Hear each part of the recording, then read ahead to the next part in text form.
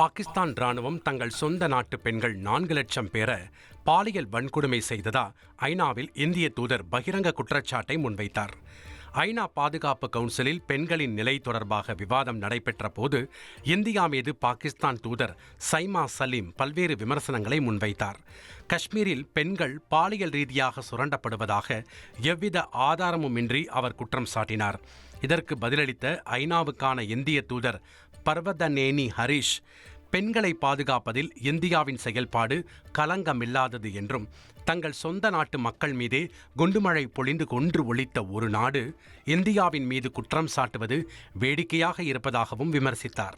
மேலும் கடந்த 1971ஆம் ஆண்டில் வங்கதேச விடுதலை போரின் போது அன்றைய ஒன்றுபட்ட கிழக்கு பாகிஸ்தானில் ஆபரேஷன் சர்ச்லைட் என்ற பெயரில் வங்கமொழி பேசக்கூடிய சுமார் 4 லட்சம் பெண்களை பாகிஸ்தான் ராணுவம் கொடூரமாக பாலியல் வன்கொடுமை செய்ததையும் பர்வதநேனி ஹரிஷ் நினைவு கூர்ந்தார்.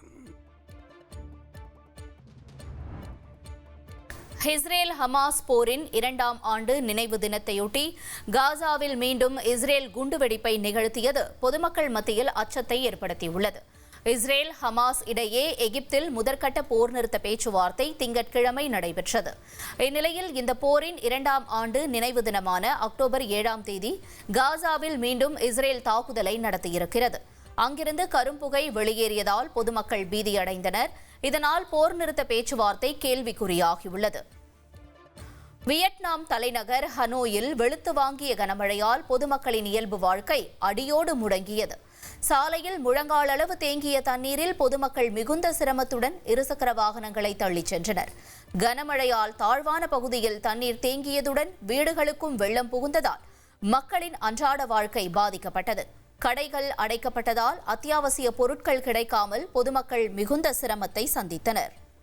1,23,00,000 மனங்களை வென்ற தந்தி டிவி யூடியூப் சேனல். தவிர்க்க முடியாத தம்ப்நெயில்ஸ், கலக்கலான கான்டென்ட்ஸ். நீங்களும் இந்த குடும்பத்தில் இணைய இப்பவே சப்ஸ்கிரைப் பண்ணுங்க. அசுரபலம் கொண்ட எங்கள் டிஜிட்டல் கரங்களில் உங்கள் விளம்பரங்களை சேர்க்க வாட்ஸ்அப் பண்ணுங்க. 8939888838. Email advttv@dttv.in.